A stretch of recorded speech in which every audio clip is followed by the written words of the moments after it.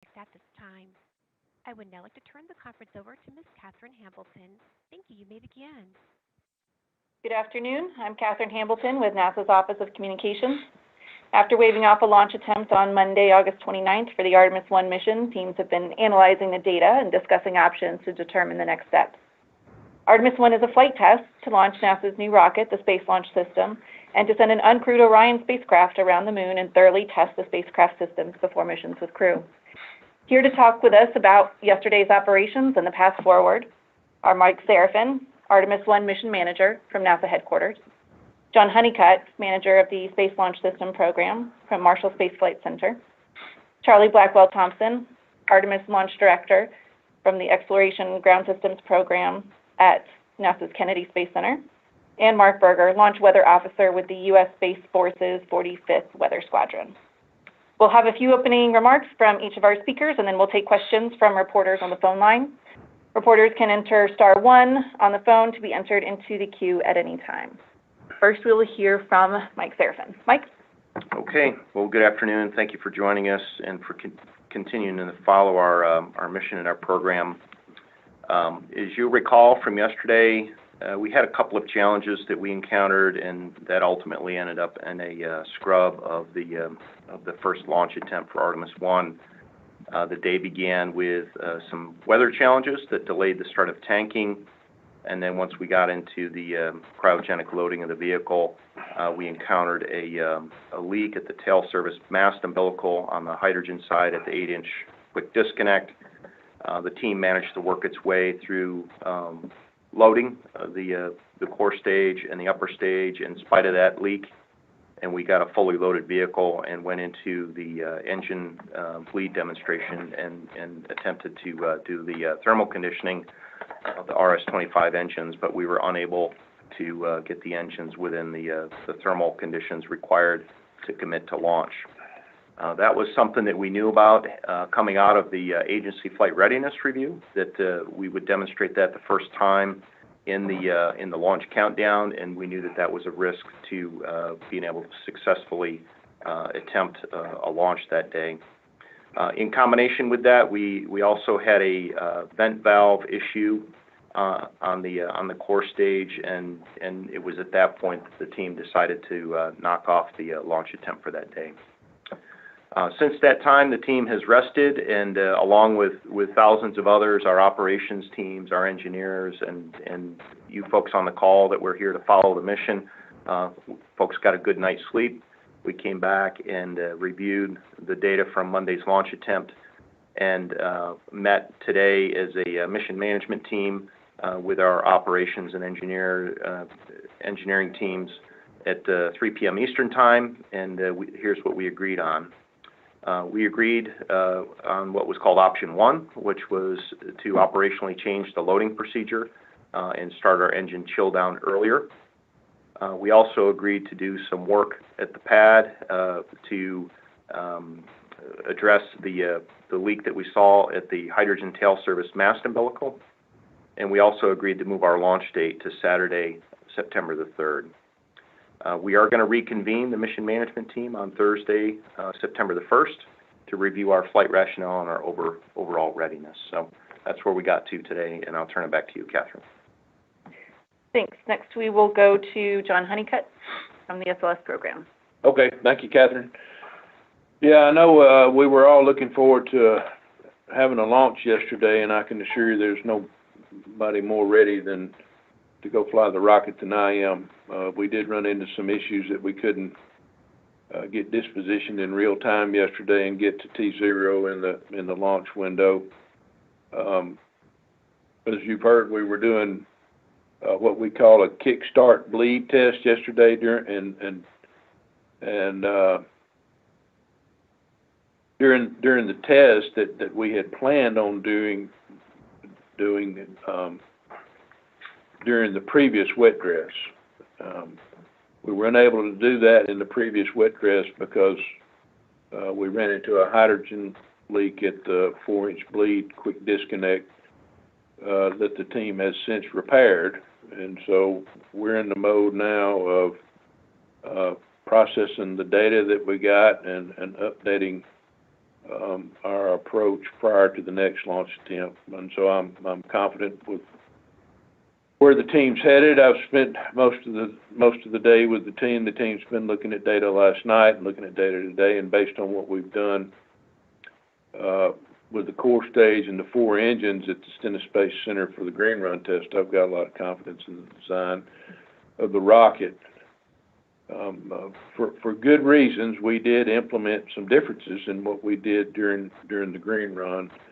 As of today, and based on the data that we've got, we think we can do something like what we did at the Stennis Space Center and put ourselves in a better position for launch.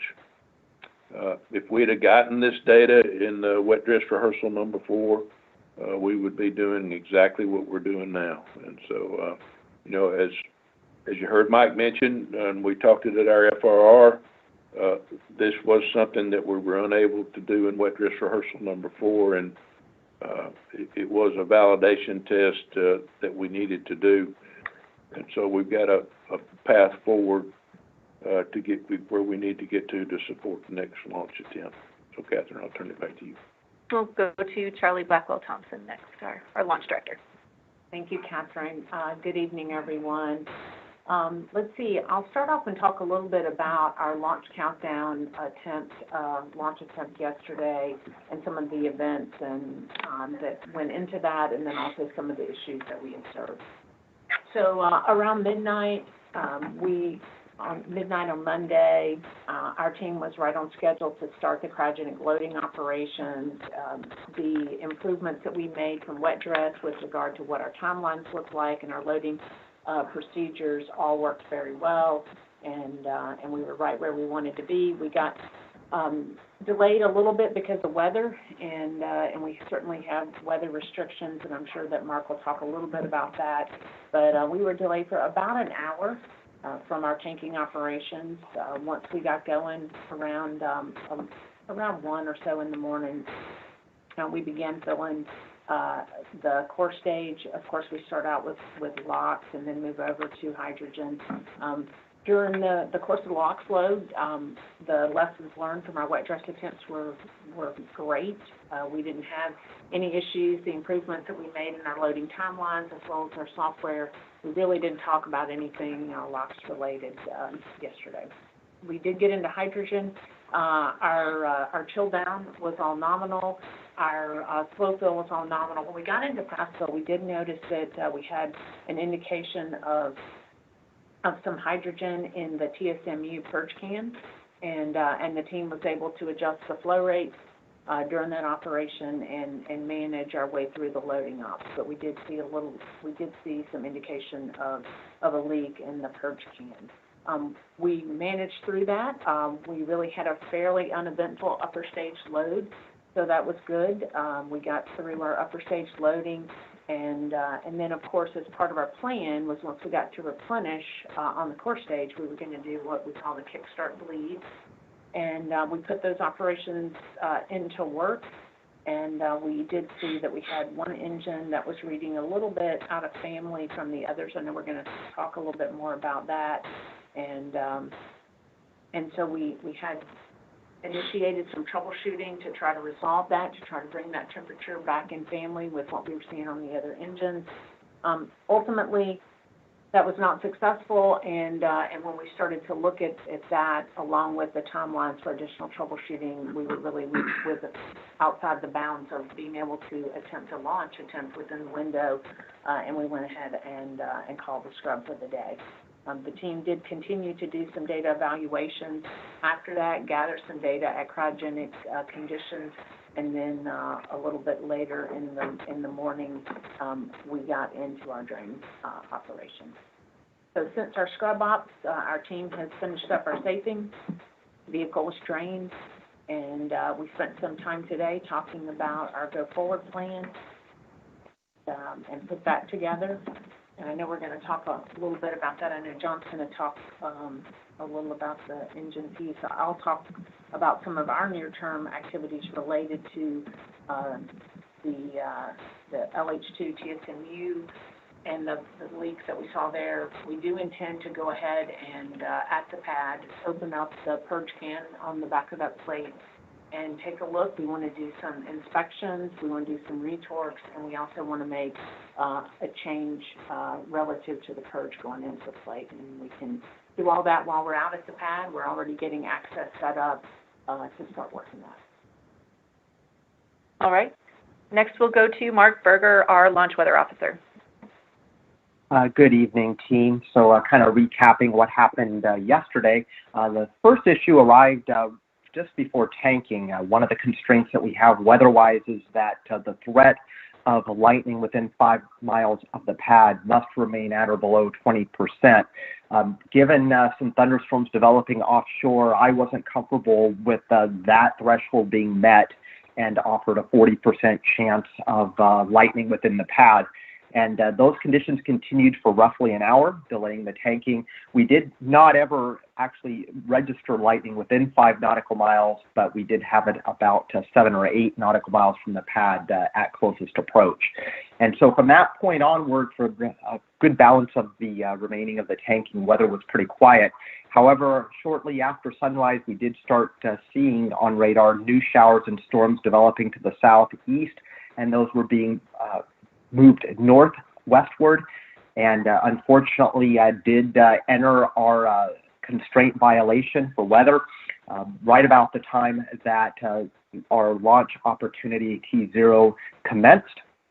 We were no-go for various weather concerns for roughly 3/4 of that window. However, we did clear all weather violations in the last 1/4 of the window after the launch attempt had already been scrubbed.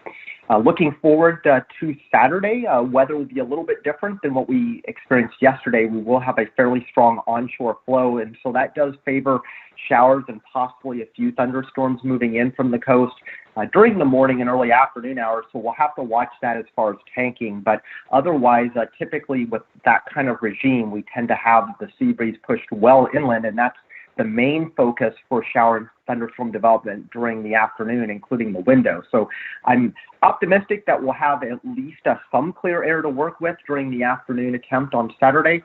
However, again, the probability of weather violation at any point in the countdown still looks to remain rather high, just again, given the moist air mass and that fairly moist fetch of showers coming in off of the ocean.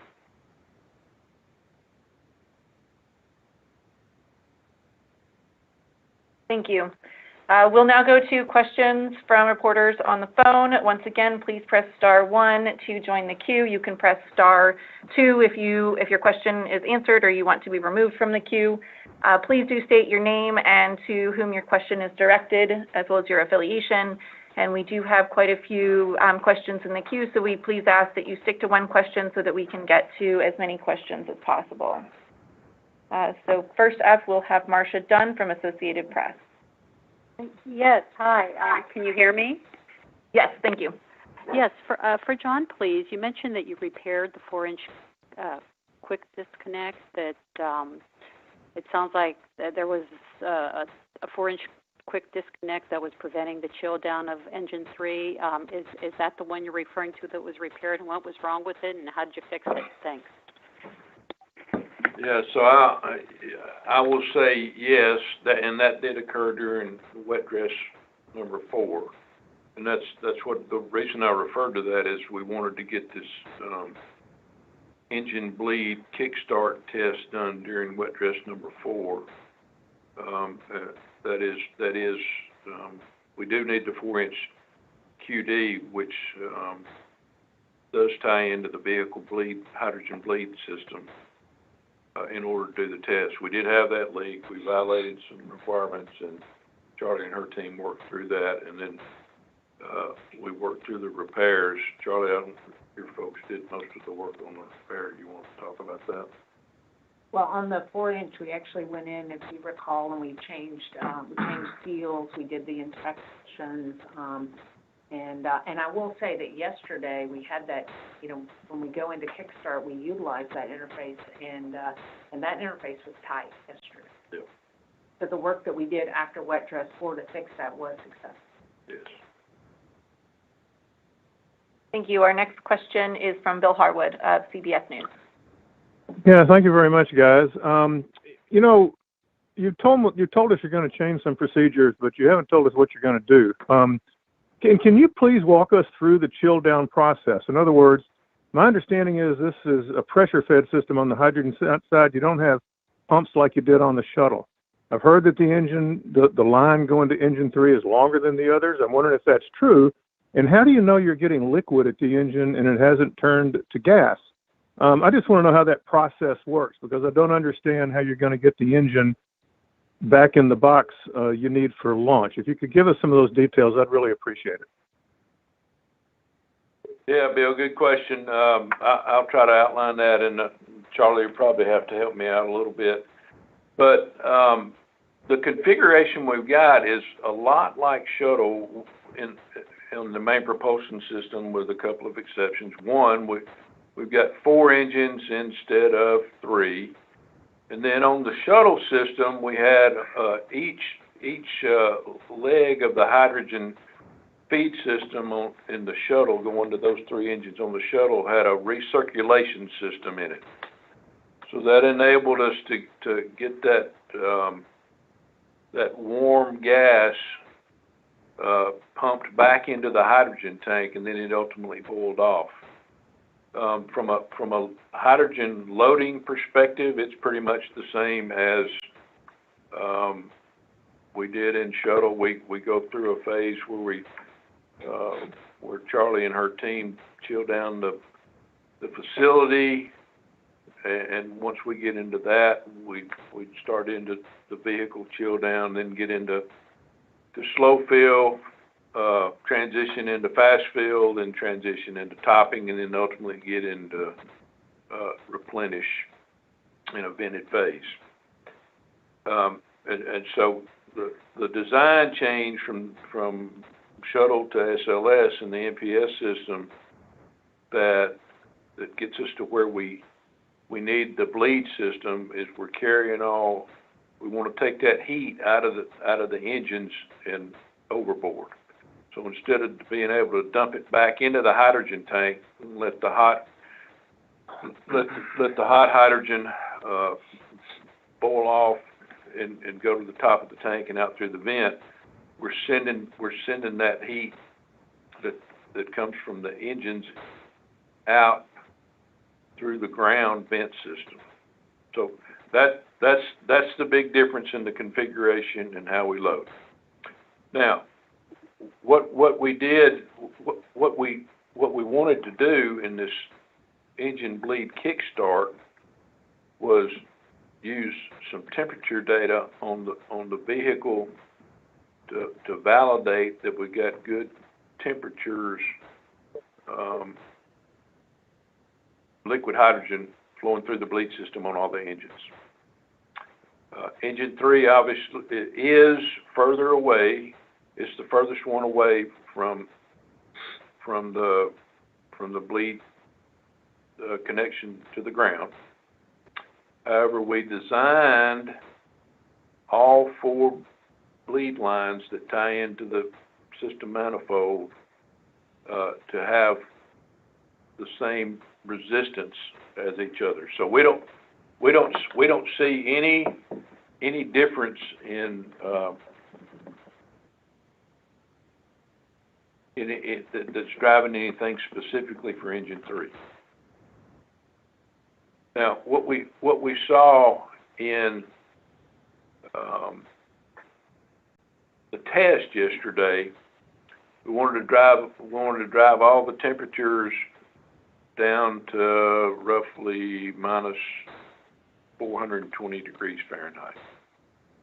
And we didn't get there on any of them. We got close on engines 1, 2, and 4, but we didn't get there on as close on engine 3. We isolated 3 to itself by closing the pre-valves on 1, 2, and 4, where we had flow going just through engine 3, and we still didn't get a good temperature measurement. So ultimately, what we're seeing is some positive data in the pressure measurements that we're seeing. some goodness on 4 of the engines, and a temperature that's just seems totally out of bed on engine 3. So we are questioning the fidelity of these sensors. These sensors are not flight instrumentation. They were designed only to be development flight instrumentation, and so we're a little bit concerned about one of those sensors. But one thing I can tell you is that we're really seeing some goodness in the data and what the physics is telling us, in that when we do establish that bleed flow in the vehicle and out through the umbilical into the vent line on the ground, we're seeing good cold liquid hydrogen. So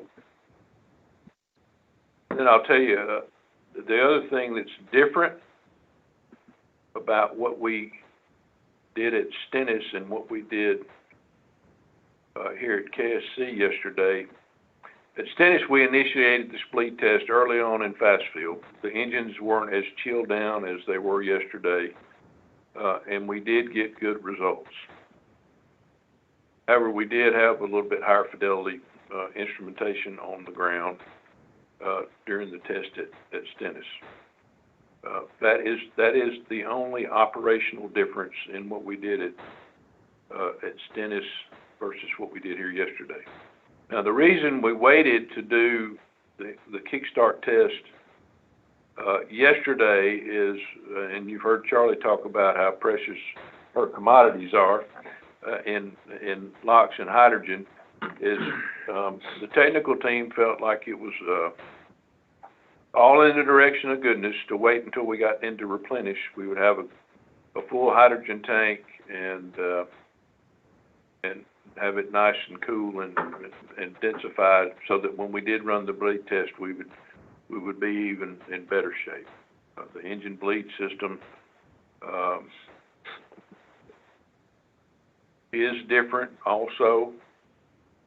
That since we did have to redesign the vent relief system as part of the engine bleed system after the green run, because we realized we didn't have the right tubing size to meet the maximum working pressure for the design. Changed it out to a bigger line.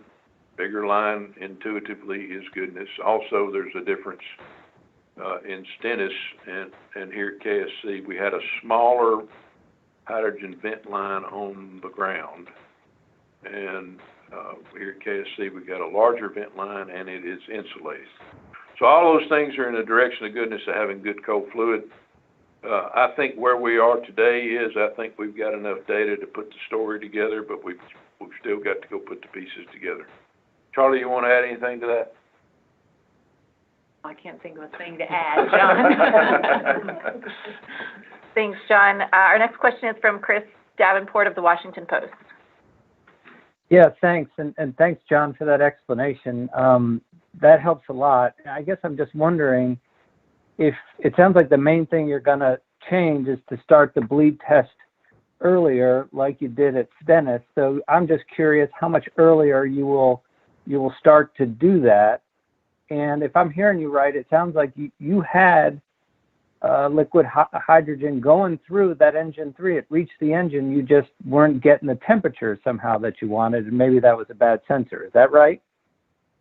What I'm telling you is the data on the ground side looked that way, but on the vehicle side, especially for engine 3, it did not reflect that. And Charlie, you need to probably answer the one on the timeline if you think you can. I think you get better off at that than I am. Yeah, so I was actually just pulling out my bar chart to take a look at exactly how much further. John mentioned, right, we go through various phases of loading. We go through the fast fill, then we go through topping, and then we go through replenish. I'll get you a time here. Just let me do some quick calculations. But we will be pulling that back earlier into the FASTO operation, somewhere, in and around the 15 to 20 minutes in. So, I mean, it will be coming back, for some period of time, and like I said, so give me just a minute before we end this, I'll give you where I think how much earlier that is. Thanks, Charlie. We'll go ahead and take our next question from Kenneth Chang of the New York Times. Hi, thank you. This is for John and Charlie. It sounds like one strong possibility is that it's a bad sensor, which suggests you might get the exact same readings on Saturday. Do you have rationale for going forward with launch? Or how do you decide whether to go forward with launch if you believe that it's just a bad sensor and everything's actually good? Yeah, so based on what I've heard from the technical team today, what we need to do is continue to pour over the data and polish up our plan on putting the flight rationale together. I think we've got enough data to do that, but we'll have to let the data guide us. All right, thanks. We'll take our next question from Irene Klotz of Aviation Week. Thanks, Catherine. So, John, just to clarify, you're saying that you think that if you had done the kickstart prior to the LH replenish yesterday, you might not have had this problem? I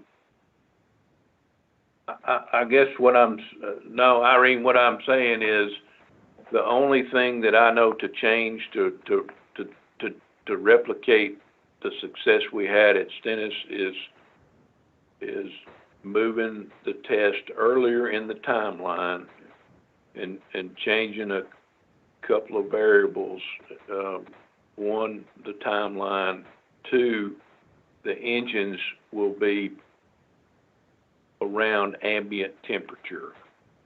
And we did see that work at Stennis. Thanks. And I don't know if I missed this, but did we actually get a percentage of the weather for a launch attempt on Saturday? Hi, this is Mark. So right now it looks like the probability of a weather violation during the count will be somewhere in the neighborhood of 60%. And while that is a fairly high number, the reality is with this kind of onshore flow, typically these showers are quite sporadic as they reach the coast. So while I would expect us in all likelihood to have at least some threat of a violation during that 2-hour window, we have 2 hours to work with, and these showers tend to have quite a bit of real estate between them. So I still think we have a pretty good opportunity weather-wise to launch on Saturday. Thank you, Mark. Our next question is from Nell Greenfield-Boyce of NPR. Hey, can you all hear me? Yes. Okay, sorry to belabor this. I just want to make sure I totally understand. So it sounds like you can't see or think of anything physically different about Engine 3 that would explain why it didn't chill down the way you expected and the way you all had seen at Stennis. And the sensors you have on the ground make you think there is liquid fuel coming through. And so you think it might just be a dodgy sensor. And so you're going to start doing this earlier in the countdown next time. And you may decide that if things look good, you might go ahead with the launch. But right now you don't know that yet and you're thinking about it. Is that accurate enough? You got it pretty much, with one exception, is we will have a plan for a no, rather than us sitting around and scratching our heads, was it good enough or not? And so that's what we got to finish. We got to continue pouring over the data. We got to put the flight rationale together, anticipating that we're not going to get any better results on that Engine 3 lead temp sensor. And I guess I would probably add, this is Charlie, that, one of the things that we've talked about over the course of since yesterday is, it makes sense to us as a team to replicate what we saw work at Stennis. And so that's the reason that we would look to go pull this, this kickstart back, if you will, so into the fast fill timeframe. And I did go look that up while we were talking, and that does mean we would do it about 30 to 45 minutes earlier than we had done. Thanks, Charlie. Our next question is from Kristen Fisher of CNN. Thank you. Two questions. One is just kind of scheduling. Can y'all please confirm the exact launch time for Saturday, the length of the window, and if Saturday is scrubbed due to weather, when the next launch attempt would be? And then I have one more quick one, please. Hi, Christian. Yeah, so the launch time for a Saturday attempt would be 2:17 Eastern time is the window open, and it's a 2-hour window. And I'll turn it over to Charlie to talk the scrub turnaround. Yep, so the scrub turnaround, as always, will be driven by the reason that we scrub, but assuming that it's a weather scrub and we're not looking at any kind of technical issues, it's just commodity turnaround, then we could be ready as soon as 48 hours later. That would put a Saturday, Monday in play. Thank you. Our next question is from Micah Maidenberg of the Wall Street Journal. Hi, can everybody hear me okay? Yes, we can. Okay, great. I don't know if this is for Mike or for John or for Charlie, but just given some of the unknowns and some of the work you're still doing, what are the risks of kind of moving forward? You talked about option one, but is it the most risky one versus just simply rolling it back and looking at everything in the controlled facility, the VAB? Thanks. Yeah, so Micah, we did kind of talk about the spectrum of options, and we are at the pad right now, and the rollback scenario could have essentially put us in the exact same posture that we find ourselves in right now, which is we may just need to change the operation slightly and the cryo loading slightly, as well as address this tail service mast umbilical leak, and we can do that at the pad or in the VAB. So we elected to proceed to do that at the pad. The other option that we discussed at length was whether or not we should do a dedicated test associated with exercising this hydrogen bleed, and there were some pros and cons to that. The cons were that it would put additional cycles on hardware with limited benefit. There was some benefit from an engineering standpoint, but in terms of our ability to execute the operation and get to a successful launch attempt, there were limited merits to doing that. I don't know, John, if you have anything to add on that, but we did kind of talk through that spectrum of options. Okay. Thanks. Our next question is from Ramin Skiba of Wired Magazine. Hi, thank you. I have a dumb question. I guess this is for Charlie or Mike, but I just want to know exactly what is an engine bleed, and is that the issue that has led to a Saturday rather than a Friday launch attempt? Yeah, so this is John. I should probably take that one. Yeah, and so what you want to do in a rocket engine system that uses hydrogen as a fuel and oxygen as an oxidizer is you need to establish a way to make sure you chill down the engines. And so in kind of auto racing, drag racing type terms, you don't ever see those cars go out on a racetrack or a drag strip without a good period of warm-up. And we're similar to that, but what we need is to get the engines nicely conditioned so they're cold. And the way we do that is we send the liquid hydrogen out of the hydrogen tank to each individual engine, that has its own bleed system, which is used to take the heat out of the engine as we chill it down. Okay, thank you. Our next question is from Michael Greshko of National Geographic. Hi, thanks for doing this. Yesterday we heard that you all were aiming for a chill down for those engines to 500 degrees Rankine, or just above 40 degrees Fahrenheit. John, could you speak to how close the engines actually got to that as reported by the SLS sensors? Not just engine 3, but 1, 2, and 4 as well. Thanks. Michael, this is Mike. I'll just say right up front, I misspoke on that one, and then I'll turn it over to John. I misquoted a number, and I shouldn't have done that. Yeah, so where we wanted to go was approximately 40 degrees Rankine. I mentioned earlier we converted that to Fahrenheit for folks, and so it's minus 420 Fahrenheit.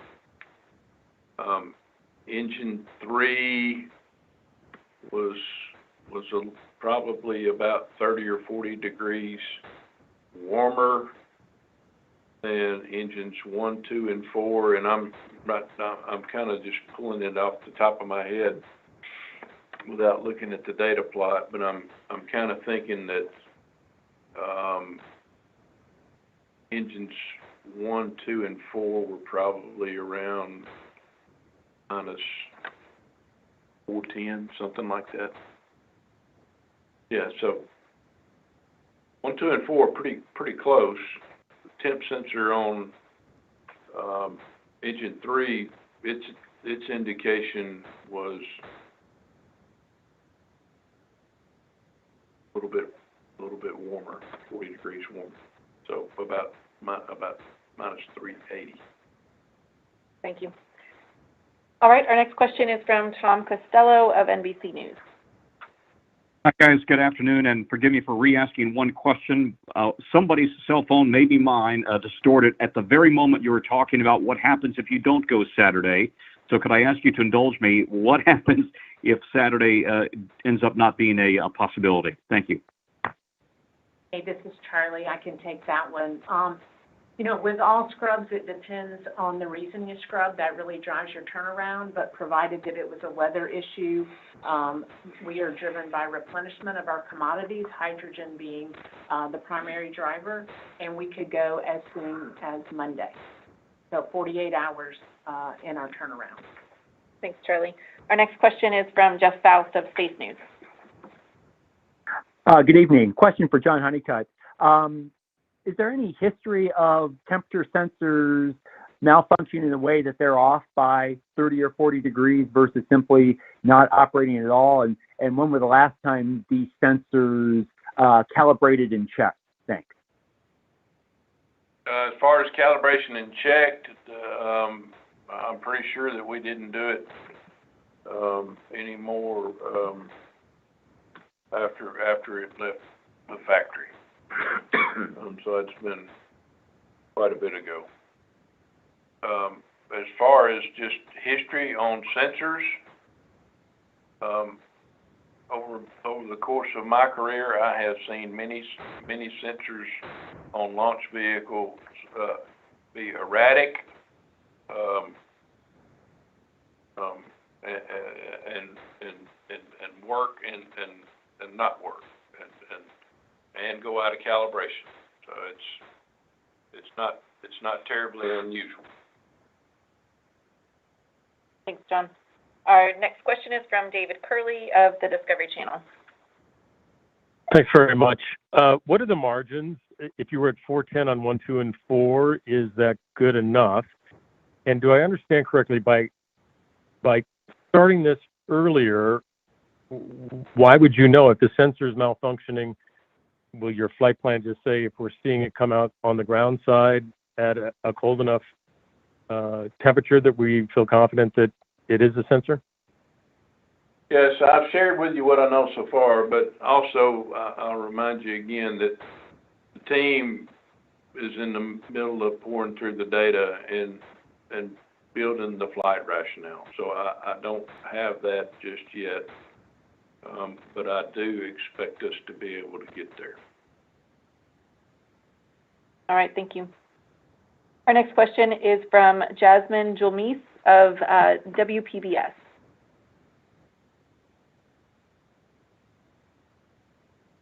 Looks like we lost Jasmine, so we'll go to Eric Berger of Ars Technica. Hi, thanks for doing this. A couple questions. First of all, for Mike, would you characterize this as a wet dress with a possible attempt at launch, or is this a full-fledged launch attempt? And I just would love to hear your confidence in sort of reaching, T-minus 0. And then for John, I'm sorry to belabor this, but, when you talk about flight rationale, does that effectively mean you're inferring the temperature of engine number 3 from other data such as pressure readings or ground-based sensors? I'm just trying to understand, what's going to give you the confidence you need in engine 3's temperature. Thanks.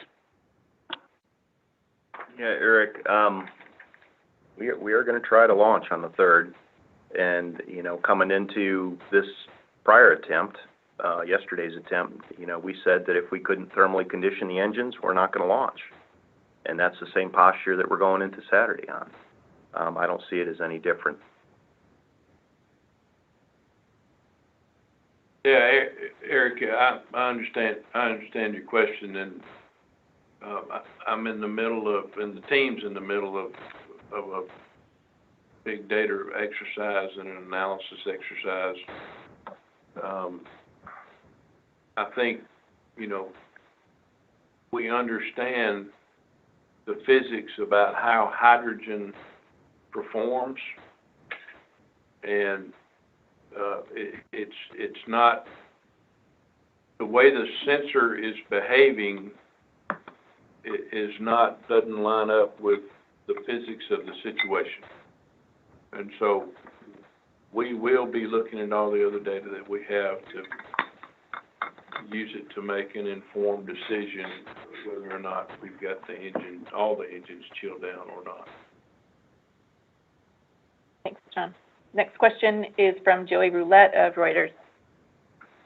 Thanks. I guess this is for Mike or John. What, if anything, I guess, would warrant calibrating and checking those faulty sensors, and what would that entail, or how long would that take? And also, what is going to be done, I guess, to address the leak in the tail service mast? Thanks. Yeah, so Charlie probably can speak a little bit to both of them, but I do think an R&R of the sensor would cause us, we'd have to do a rollback to that to get access into the engine section. And R&R of the sensor would, while we can gain engine section access out at the pad with some temporary access, it's likely not ideal. So that would be, I would say, some impact that would take us outside of launch period 25. With respect to the tail service mast and that purge can, as I said, we are already putting the access up at the pad to get into that. We believe that once we get access, we have about a shift and a half, 2 shifts worth of work, and then of course we have to button everything back up. But part of that work is to go in, check the torques on that flange, do an inspection, see if there's anything there, do some leak checks on it, and then we're also making a purge modification in that area. And that's remove and replace for the R&R, correct? Thanks. Our next question is from Alicia Stowers of Nashville. Hi, thank you. A question for John Honeycutt. So if you're questioning the integrity of this sensor, is there a potential to replace the sensor? Was that discussed, rather than trying it again, possibly getting another off reading, and then, still not knowing if the temp is really off? Thank you. Yeah, so as we mentioned, replacing the sensor at the launch pad would be tricky. Charlie just told us that we could get access, but it's not ideal. And so the only other alternative there is a rollback. What I would like to do, and what I plan to do with the help of the team, has put us in a situation that gets us the data we need to know that we've got the engines chilled down appropriately and go fly using the data that we've got access to today. Thanks. We've got time for a couple more questions. We'll go to Emily Speck from Fox Weather next. Hey, thanks for taking my question. My question's for Charlie. So with the weather delays and technical issues, it sounds like there just was not enough time in the countdown on Monday. On Saturday with this new plan, how confident are you that there will be enough time to work through any issues that might pop up? Well, it depends really on the issues that pop up. So that's really tough to say. You know, what held us up on our attempt on Monday was the fact that we got a late start due to weather. And so then we, you know, our tanking timeline pushed into the window, and then we had a technical problem that to resolve that technical problem required more time than what we had in the window remaining. So it really all depends on, you know, when we have a weather issue. If we got started tanking on time and the weather wasn't an issue at tanking, then certainly, you know, we would have the balance of the window, which is expected to be about 2 hours to go resolve that. But it's tough to speculate because it all depends upon, you know, when we get the weather issues and what that impacts. Thanks, Charlie. Our next question is from Gina Sinceri of ABC News. I'm not sure who this question is for, but these engines flew on space shuttles. Are you expecting different performance from them on SLS from the shuttle? I'm just kind of trying to figure that one out. Expecting similar performance. We're running them at a little bit higher power level, but expecting similar performance. Thanks, John. Our next question is from Chris Gapehart of NASA Spaceflight. Hi, thanks so much. A couple of questions for Charlie. One, I haven't heard anyone talk about the vent valve, the intertank vent valve that malfunctioned yesterday and prevented you from pressurizing the hydrogen tank.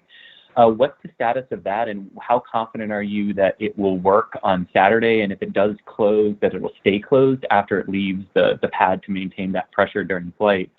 And also to this engine issue, how do you essentially, if you get into Saturday and you see the same temperature issues on engine 3, how do you essentially mask that from the ground launch sequencer and the ALS and the main engine controller so that they don't freak out when they go to light the engines and trip and abort after the engines start? Thank you.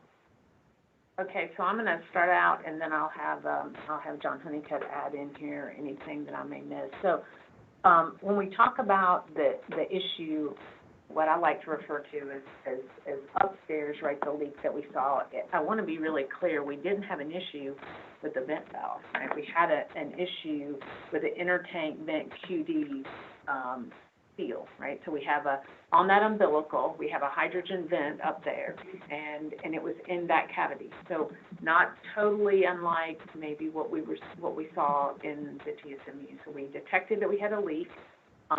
Keep in mind the configuration that we were in. We had that area had gotten really warm just based on the configuration of the tank at the time. So when we got into some of our troubleshooting and we decided that we were ready to change configuration, it was very warm, and then you hit it with a very dynamic event. And so we believe that was part of what we have historically seen on shuttle and on this vehicle, that one of the things that can happen is that you can see some performance differences in your QD as you warm them up and as you get them cold. In fact, that's one of the ways in which we troubleshoot when we have a leak, is we allow something to warm up and then we hit it with some colder cryo temperatures and see if we can get like a QD to reseat that way. That's part of our troubleshooting plan. So we had it sitting there, it was very warm, and then as we got into the follow-on operations, we hit it with a very dynamic event, hit it with some very cold temperatures, and that's when we actually detected the leak. So we're pretty confident that it has to do with the fact that that the QD warmed up over the 3.5 hours with the full tank, and then we opened it with very saturated tank at a higher pressure. And so what we also saw is after we got into some of our later operations and we started to see the pressures change, that leak went away. And so we believe that it was very reflective of where we were at the time, and we don't expect to see that on our next launch attempt. And let's see, the other question I think was on. How you gonna measure by temperature? Oh yeah, the temperature. So I wanna talk a little bit about I know John talked about what his team is off doing. You know, we have on this bleed interface, we have a temperature that we look at for each of the 4 engines, and that's the one that John talked about. We also have a temperature on the ground side, right, that is what we would call downstream of those bleed interface temperatures that are on the vehicle. And we have other temperatures and pressures, across the engine. So there's a suite of data. And so what John's team is looking at, and what our team is looking at with his team, is what set of data do we have available to us, not just limited to the single piece of instrumentation, that can help us establish that we have good flow across those engines. And once the team has reviewed that and they brought that forward, then we would implement that as part of our plan. It could be the same plan that we had on Monday. It could be a different plan. But we would go through, we would review that, we would practice that, and really it will all be data-driven. The team's looking at the data. They will come forward if there are any changes to this particular launch commit criteria, and then we, of course, would go look at how to implement that within the ground launch sequencer, and we would go practice that within Fire Room 3. Thanks, Charlie. And that's actually all the time that we have for today. Thank you all for joining us. You can listen to a replay of this teleconference online shortly. It will be posted on the Media Resources tab at nasa.gov/Artemis-1. And you can watch a live stream of the Rocket on the Pad at the KSC Newsroom YouTube channel. And, of course, you can follow along and learn more about the mission at nasa.gov/specials/Artemis-1. Thank you all again, and have a good evening.